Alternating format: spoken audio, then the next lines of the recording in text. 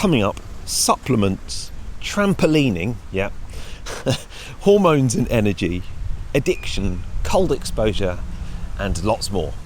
Hi, I'm Tony. I'm an author, presenter at Sky Sports, and years ago I went to the jungle and got ill. Very ill. So this is my podcast adventure to find more energy.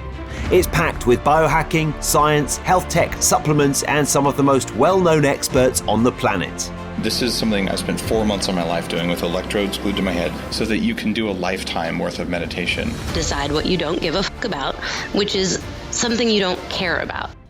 Some of it gets quite out there. I had some stem cells sent up to my house that I had stored, and then I injected myself with mannitol. And we even hack hangovers. Alcohol is poisonous. So is water and oxygen in the wrong dosage. So that's my podcast, Zestology. Live life with energy, vitality, and motivation.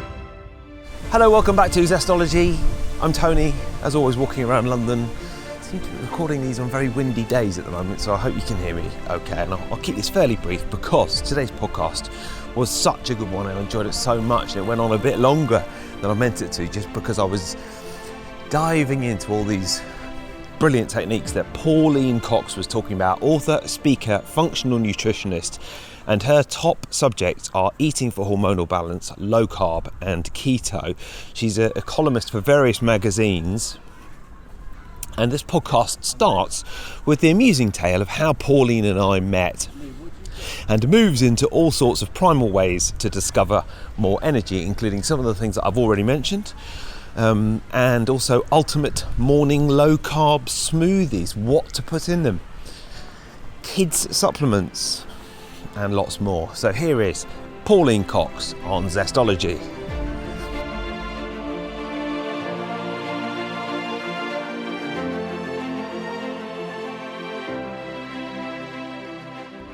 Okay, Pauline, we're recording. How are you doing? I'm doing great, thanks, Tony. How are you? Yeah, really good. Do you want to tell the story of how we met, or shall I? Oh, you go for it.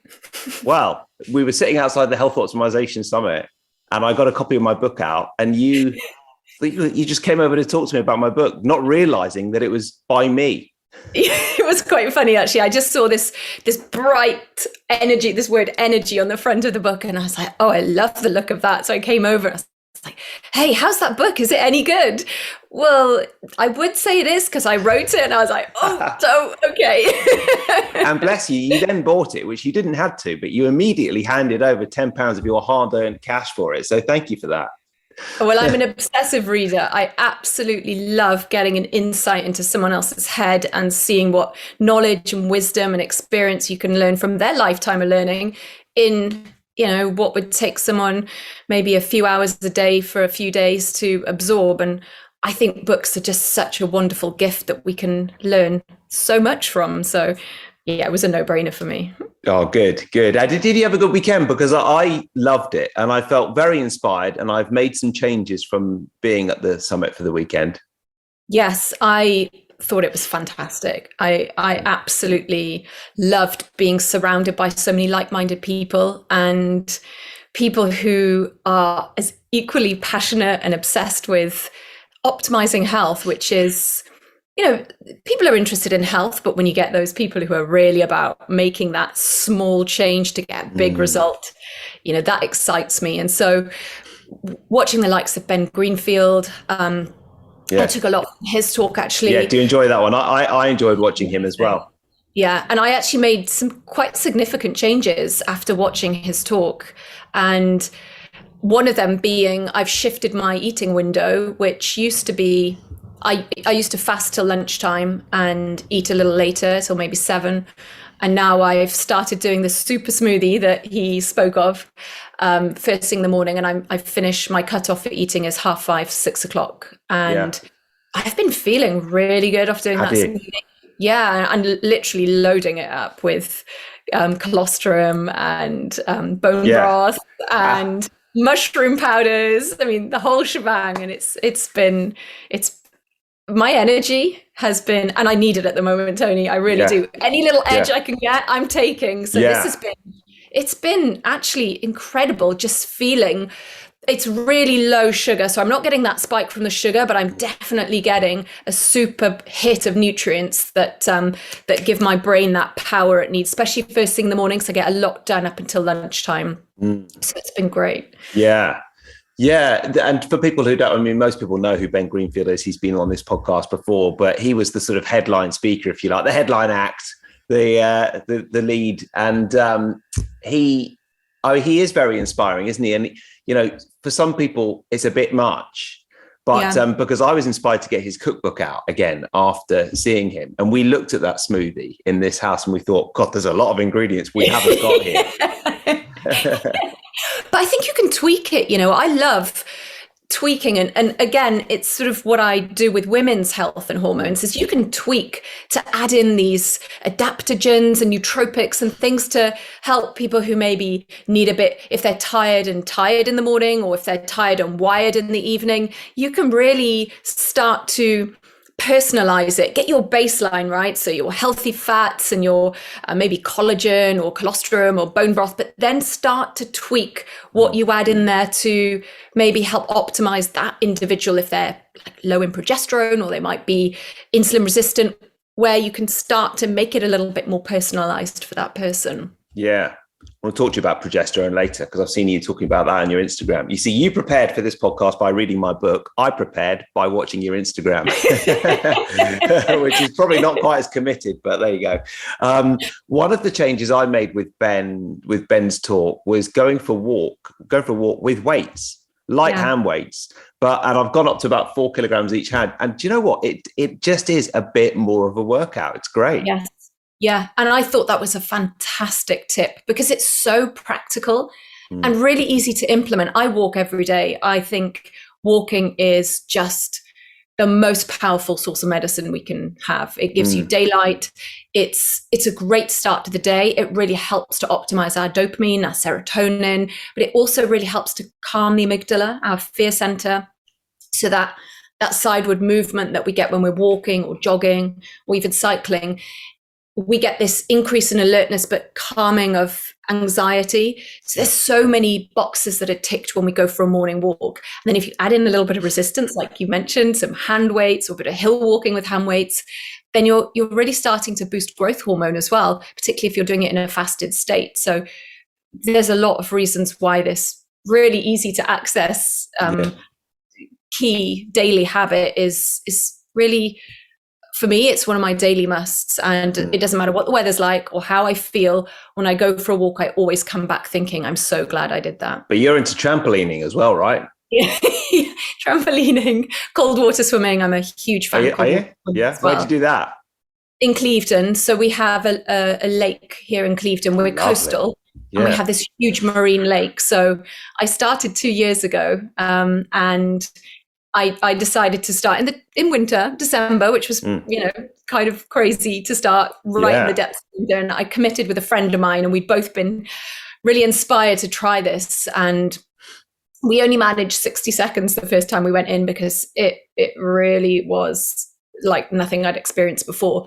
But over the years, we've built up to do 20, 25 minutes, depending on the temperature. So we've been down to 0.5 degrees, and we always swim just in swimmers. So it's quite an incredible experience. It really has been life-changing for me in that it's kind of recalibrated my nervous system. It's really helped to, reduce feelings of anxiety or stress. And it brings you right into the center of being present with this feeling of, it's really odd, Tony, because your body is numb, yet your mind is alive because it's so cold, you just lose sensation. Yeah. And after you come out the water, you feel so alive. It's really amazing. I absolutely love it. Oh, that's so good. I definitely want to develop more of a practice. I'm hoping to get one of those ice tubs in the back garden. But I wonder if there's something else as well, because I certainly notice, I don't do that regularly, but when I do, feel great, and I definitely feel alive afterwards. But I wonder if there's something else, and that is, I went on this big walk recently, did the Yorkshire Three Peaks. I was a bit nervous beforehand, wanted to sort of keep up with my mates who were doing it. And it's a 10 or 11 hour walk. You go about 39 kilometers. So, and it's quite vigorous. It's a good day's activity. And since I've done it, I've just had so much more confidence in my own physical power. Yes. And I've done much bigger workouts and have been doing loads more and putting on weight, putting on muscles, feeling really good. And I think that's because I'm like, yeah, I can do that walk really easily. I didn't even really hurt afterwards. And I wonder if do you feel that sense of resilience about knowing that you can endure? I mean, that's a long time to be doing cold water swimming.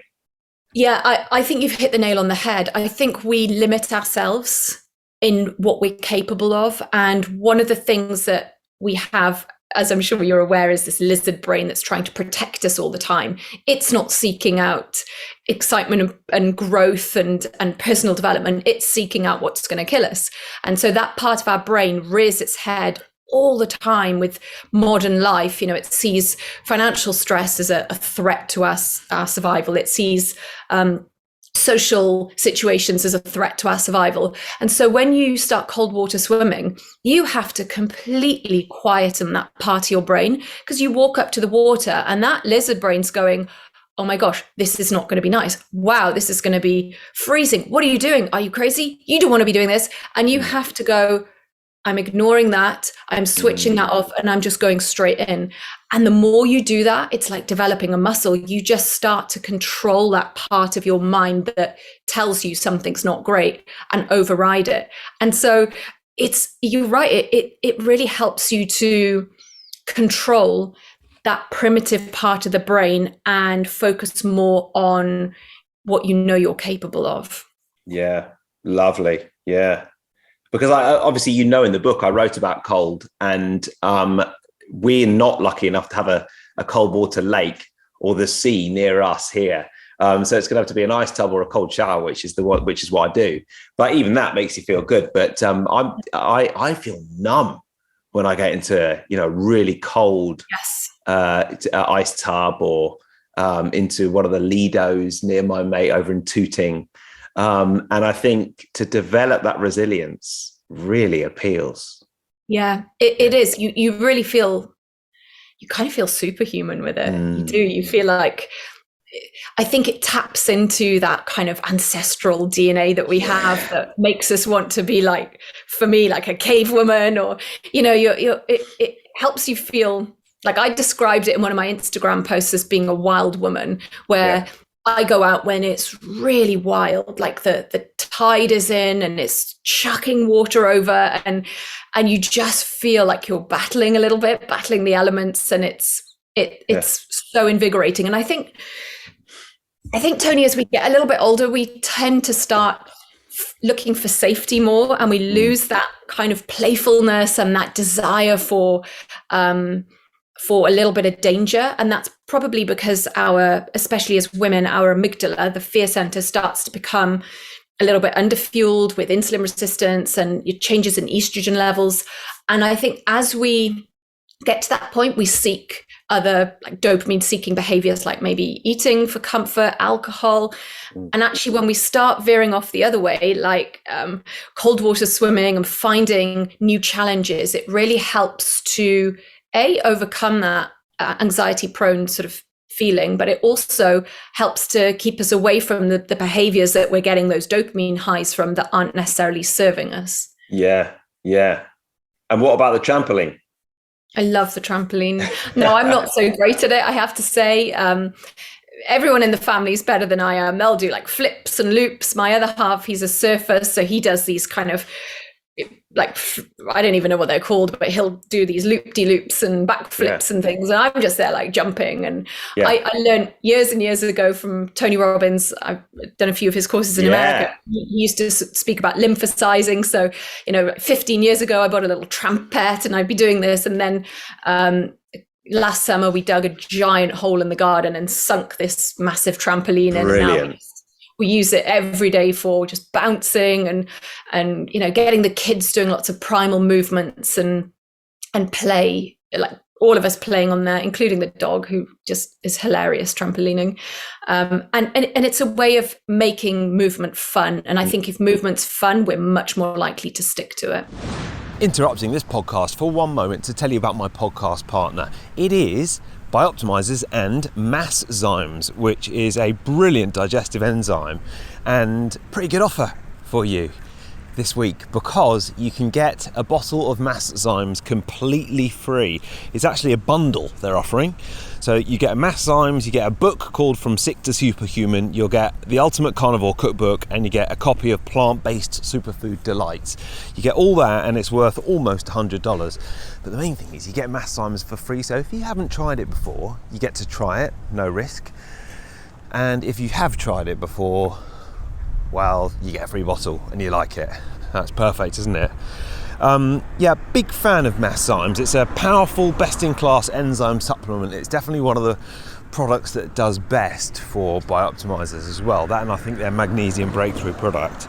If you want to claim it and you're sort of sold, then just head to the special website they've set up for people listening to this podcast who can claim a free bottle. It's masszymes.com/zestology free.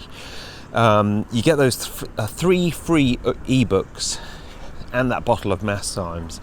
And what the Masszymes does, if you're wondering, is even if you're a pretty good eater, which I'm presuming if you listen to this podcast you probably are, even if that's the case, you still produce fewer enzymes as you age, and so it becomes harder to quickly digest and assimilate food. And that is where taking Masszymes daily can help fill those gaps. And after you take it, the idea is you no longer feel bloated, you feel better, you digest your food quicker, and if you've got a leaky gut, it helps to reduce gut irritation and absorb more nutrients and vitamins as well. So that is Masszymes. If you want to go to masszymes.com/zestology free, then you can get a free bottle. And remember, with all the BiOptimizers products like Masszymes and Magnesium Breakthrough, if you use the code Zestology10, you'll get 10% off. Okay, so I'm not sure. I think that this Masszymes offer might apply to the UK, but whatever happens in the UK, you can get all the BiOptimizers products by going to the BiOptimizers website and using the code Zestology10. That is it. Back to the show. And, you know, you've mentioned Primal a few times, and for exactly the same reason as it feels good cold water swimming and jumping around on a trampoline, that's why the walking feels so good, isn't it? You know, what our ancestors enjoyed, we are hardwired to enjoy, same as looking at a fire in the evening. And that is the issue. And I heard one of my favorite podcasters and authors, Chris Ryan, talking about it recently with technology. And, you know, now they want us to sign up to the metaverse and so on. And I mean, even if you take that side of things away, with what we do, it does involve quite a lot of time in front of screens, doesn't it? I'm really interested to know how you balance the two, because it's a never-ending juggling act for me. Yeah, it is a never-ending juggling act for me too. I'm not going to pretend I spend 7 hours of the day outdoors. I don't. I spend a lot of time sat in front of my computer.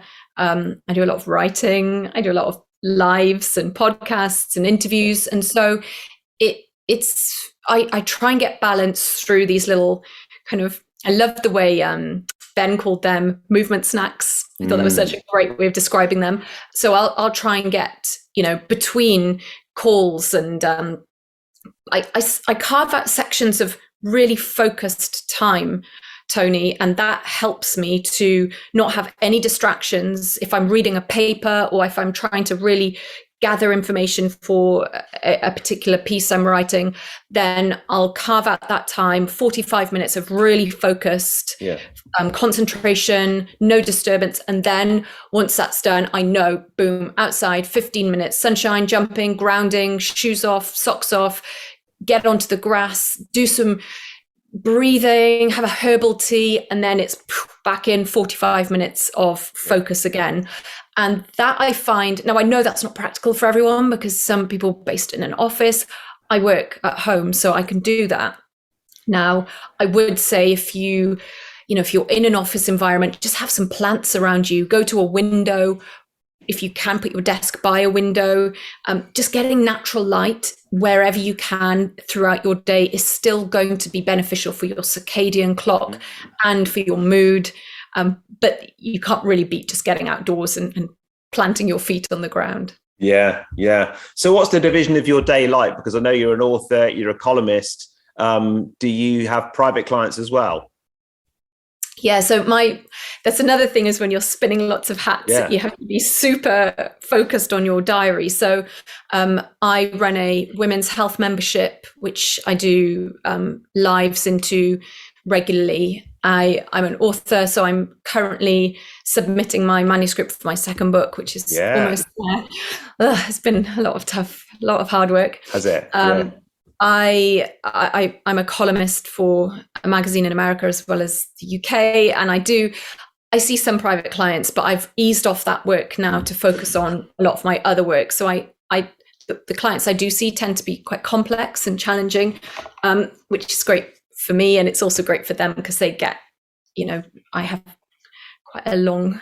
I've been doing this for 20 years, so I've collected a lot of information over the years. So, and I think that's nice as well, to be able to mix things up. I don't know how you find your day, but for me, I like mixing in a podcast and then having a one-to-one session, and then some integrative medicine work, and then some, mixing it up so that when you're at home and working from home, you're still getting that variation, and it keeps things really interesting and still engaging and interactive with people. Even though you're in front of a screen, you still get that human interaction rather than just screen and research.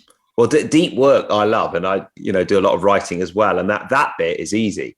The bit that's not so easy is, inevitably one has to engage a lot with social media to, build your podcast and so on. And I'm sure you do as well.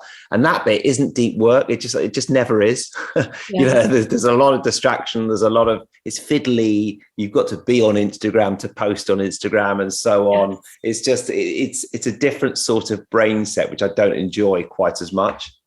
I completely agree. I actually really like Facebook as a group. I love my Facebook group because it feels more personal and it feels more engaged.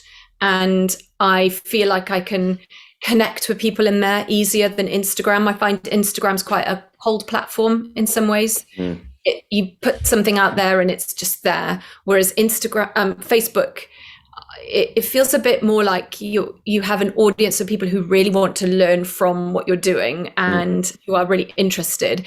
And I know social media, whilst I'm not a fan of it, I can see also how helpful it can be for people who want to access information from, from someone who can bring information to them and not get lost in this landscape of conflicting information that's out on the internet. And they're like, well, where do I start and who do I listen to? And this person says this and someone else is saying something else. I think when you're in a group that you're running, having a really balanced view and having a really inclusive approach is so important, with people coming from all walks of life who are just starting out on their journey versus someone who's been doing it for 10 years and they're looking for something a bit more juicy. Yeah, it's the eternal dilemma, but I definitely try and do as much deep work as possible. And I find all of them pretty much the same. TikTok, though, oh my goodness, that is just like, well, your kids are maybe of an age of where I'm not on there, but they're on there. And they're like, Mum, you should go on TikTok. I'm like, hell no, I'm already doing Instagram. God. I do Facebook. I'm not even attempting. I started Clubhouse for a bit over lockdown. And then I was like, I just can't do any more social media. So I kind of ditched out of Clubhouse, and I just think, look, Facebook and Instagram, it's enough. I'm ashamed to admit that I'm now on TikTok, and honestly, it is scary what it does to your brain. It's big dopamine spikes again and again and again, and not focusing on anything for more than a few seconds, which is like the opposite of how I like to relax. Now, I'm showing my age right now, and that's absolutely fine. I'm totally comfortable with that. But my goodness, that worries me, what it's doing to young people's brains. Yeah, absolutely. And I think dopamine is one of those highly addictive drugs, really. I mean, the quicker and higher the dopamine spike, the more addictive whatever that behavior is, whether it's sugar or pornography or gambling. I'm fascinated by addiction, and I've been to a few conferences recently on food addiction and sugar addiction, and it is such an interesting subject, Tony. It is absolutely fascinating.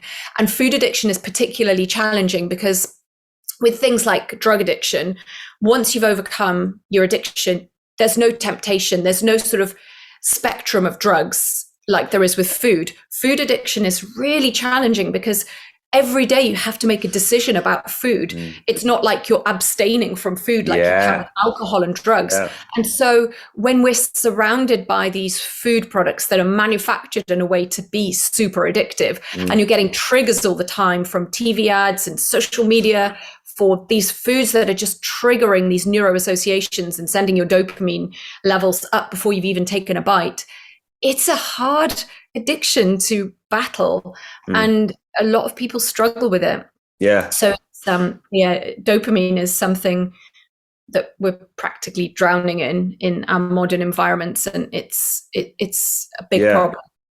And actually, you know, I have experience with addiction myself, and I'm sort of really grateful to have gone through that process. But now I can notice the feeling, the sort of the I can notice the flood of hormones in my body, and I was getting that really intensely from joining TikTok and doing research into TikTok. and the scary thing about TikTok, for people that don't know, and a lot of people don't, is that their algorithm is completely different to Facebook and Instagram. What they do is they don't serve you things from people you follow. They serve you things they think you would like. And the way they figure it out is they've got a very sophisticated algorithm that watches exactly what you do and how long you spend watching each video. And so if you watch lots of videos of dogs, they will serve you more videos of dogs, for example. Unfortunately, that can feed the addiction. Yeah. Well, it's scarily clever how these. I mean, my 13-year-old would know way more than I know about all of the coding and you know. How do you manage it with your 13-year-old in terms of? It's so hard because he's 13 and, you know, he loves technology. He does. And he's incredibly savvy with technology. And I recognize that that's a part of the world they live in. And so I have a rule that in this household at 8 o'clock, all devices are down here. There's no devices kept upstairs. They get these kind of chunks of time where they are allowed to be on devices, and then after that or before that, it's in the garden. It's creating structure and then creating free time and self-management within that free time, so that it's not. There has to be an element of them directing their own behavior, but then also boundaries, because if there isn't boundaries, they'll just get locked into it and just be there. Hours and hours on end. So I'm trying to get a balance. Same with food. I mean, I would love them all to be eating super primal, you know, eggs, meat and veggies and no sugar and chocolate. But, you know, I learned a few years ago that if I'm too heavy-handed with that, then they just go the opposite way. So I'm trying to allow them more choice and to sort of work with the world they're in and be more flexible, which I don't like. If I'm honest, I don't like being flexible when it comes to their food, because I don't want them choosing some of the things that they will choose. But I also recognize that if I don't, then they will almost certainly rebel and you know, eat those things anyway and just not tell me about it. So it's not easy, especially when they get to the teenage years. You know, I just hope that they go through their choices and gradually come back to this way of living and finding balance for them, and just kind of guiding as opposed to dictating. And that's the approach I'm trying to take with them. Yeah, that's great. I interviewed Sarah Ockwell-Smith, who's a parenting expert. And that's her thing as well. Gentle parenting, you know, not with discipline, but with boundaries. Or discipline, but gentle discipline rather than strict. Absolutely. And especially as they change in their age, you know, and they learn a lot from us as their parents and guides without even acknowledging. You think they're not learning anything, but actually they're hoovering it up and they're watching all the time. And so, you can but hope that they come out the other end. Yeah. Like, yeah. Okay. Yeah. No, I know. When we've got different set of challenges. We've got a 3-year-old, and it was my birthday yesterday, and he basically went on strike food-wise until the cake came out. So it was just like it was sort of our fault, because we were like, "Do you want some cake today?" Yeah. But Love that. Yeah, I think with kids though, what I've learned is, especially my 13-year-old, but all of them, I supplement them every single day, and have done since they were babies, actually. And I do notice the difference that makes. Fish oils they get every day. Zinc. My 13-year-old, he has zinc every day now. As soon as boys particularly get to about 11, 12, they start making sperm. It's a very zinc expensive kind of action. So, and with hormones kicking in, giving them those kind of baseline nutrients that's going to help with focus and concentration and mood at school and in life in general. It's just kind of arming them with some basics to kind of mitigate against the sugar and other things that they're undoubtedly getting when they're not in the house. Yeah.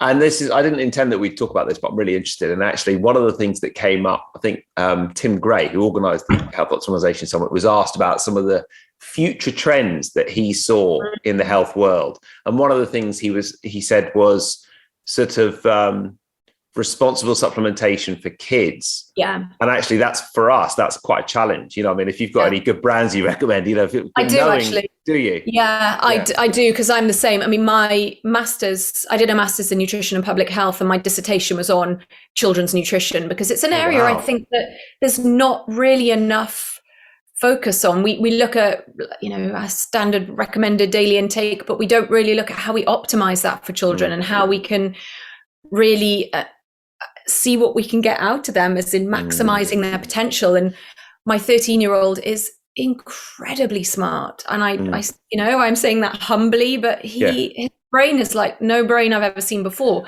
Wow. But I breastfed him for 2 years, as I did with my others, and I was really keen to see if I could make a difference to their kind of nervous system by being super vigilant with what I fed them, and fish oils and supplements, and really seeing if I could max out their potential through diet, lifestyle, and other things. So in terms of good quality supplements, I like Wiley's Finest for fish oils, and that's one I use for myself and the kids. ViriKid, so Viridian do a really nice multivitamin called ViriKid, and that's great. Tiny little capsules, great for like really young children. Brilliant. And onwards. I use Terra Nova a lot, who are also a very good quality, really high quality. They don't use fillers or additives. Their carrier they have some volcanic land as well out in America, and they freeze dry all these kind of herbs and greens that they add to their capsules. It's called MagniFood, so it really helps to ramp up the product within the carrier. Yeah. Which one was that one? I'm literally making notes now. Terra Nova, TerraNova. So that's Terra Nova. And another thing I think is nice to mention is intelligent fats. So kids need EPA and DHA. These are the really important fats for nervous system development, eye development, mood, mental well-being. EPA is really important for our mental well-being. And with this kind of trend of becoming plant-based and not having so much animal-based products, I think we're losing some of those really key, essential, intelligent fats. So finding ways to fulfill those healthy fat options is, again, it's really important. So there's an amazing flour in the UK called ahi flour, and that's a really good place to get your EPA. Now, we've always thought of plants as being ALA, and ALA needs to be converted to EPA, and that conversion is not very efficient at all. But this particular plant, which is part of the borage family, has been found to have really high levels of SDA, and it's the conversion of ALA to SDA that was the rate limiting step to getting to EPA. Well, because of the fatty acid profile of this plant, this ahi flower, with its really high levels of SDA, the conversion to EPA is 4 times higher than hemp and linseed. So it's a really good plant-based source to ramp up your EPA versus Wow. versus having. Do you know, that's great, because on a completely different topic, I have histamine intolerance, and therefore I find fish oils and the veggie equivalent, which is basically algae, I react to. So ahi flower would be a good one to look at, would it? It's really good. So you can get it in a number of different forms. There's one called Catch Free, which is basically obviously fish free, and that's by Wiley's Finest as well. Oh yeah. But I recently visited, because it's a sustainable. It's really interesting actually, because I'm doing some work with the sustainability show in London in October. Oh wow. And so I went to visit this farm and spoke to the farmers about they don't use pesticides, they don't need to, it's British, and so its natural home is here in the UK. So it's not only a great alternative for those who can't handle fish oils or who are vegan, it's also really sustainable and improving soil diversity, biodiversity. There were bees and butterflies and all these wonderful signs of life in these fields, packed with this amazing white flower called the ahi flower. So wow. Yeah, we need to find novel ways of being able to optimize our nutrition without essentially mortgaging the planet, which is sadly what happens when we find these really incredible adaptogens and superfoods.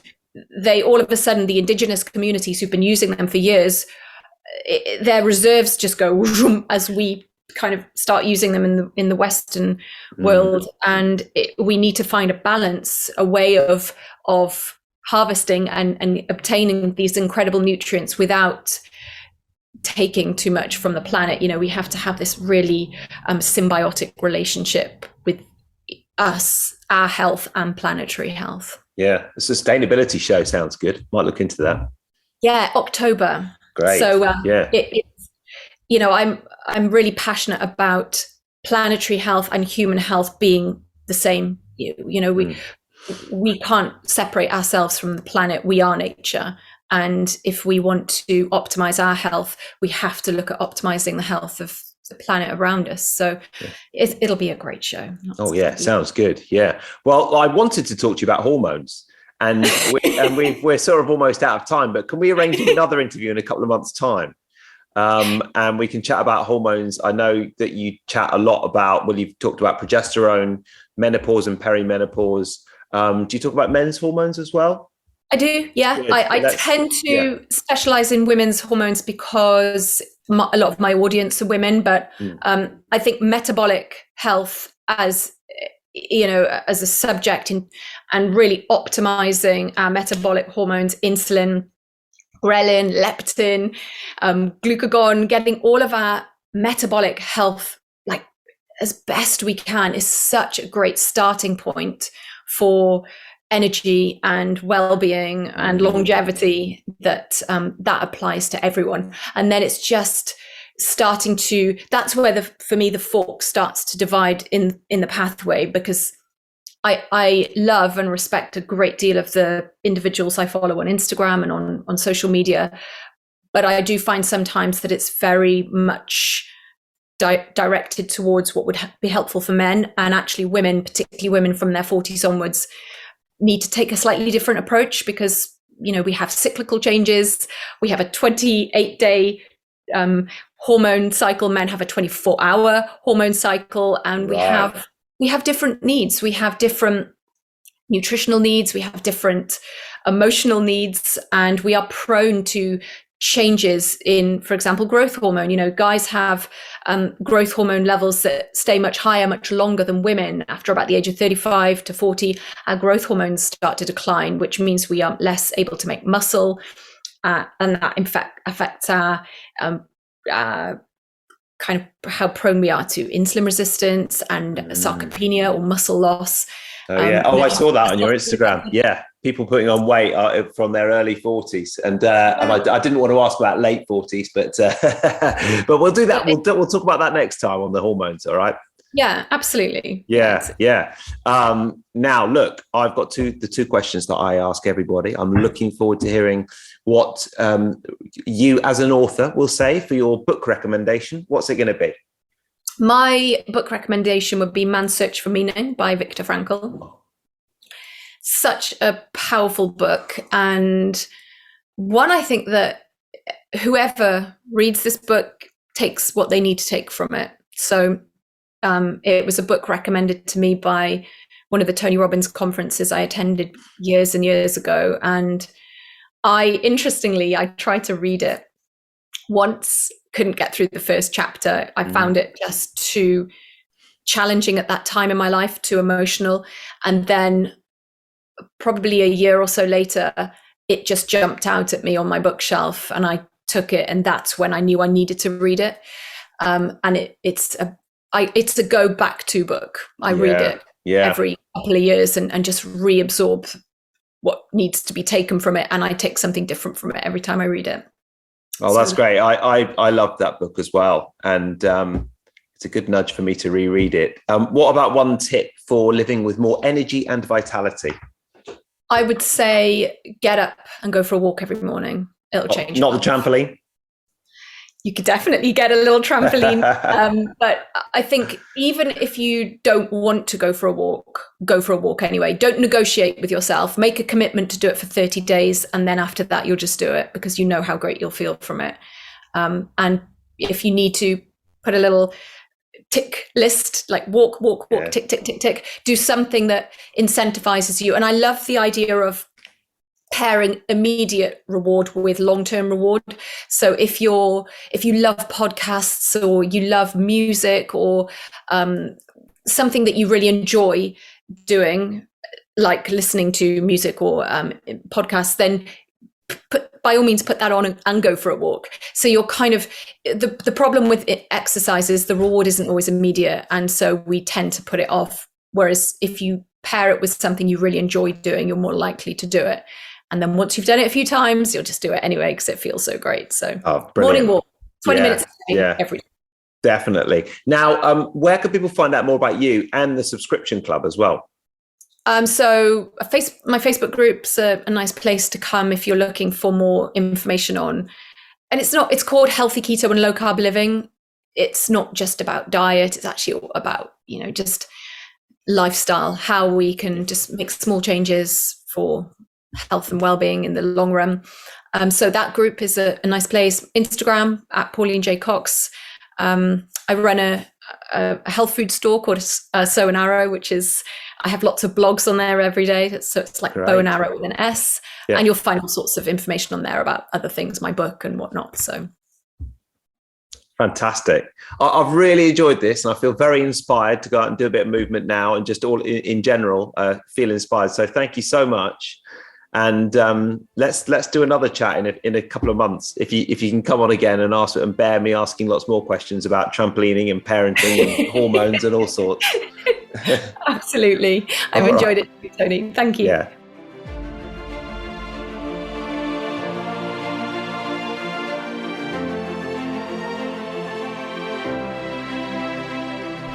Thank you to Pauline, and thank you for listening as well. And just remember, my podcast partners BiOptimizers have got a particularly good deal for you today. They are offering a free bottle of Masszymes, completely free. You also get a load of other stuff like a book, a cookbook, and another book as well called Plant-Based Superfood Delights.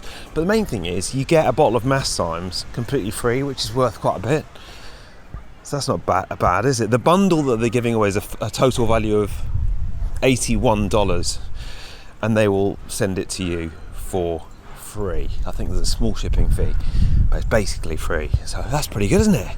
You can go to masszymes.com/zestology free if you fancy that. masszymes.com/zestology free.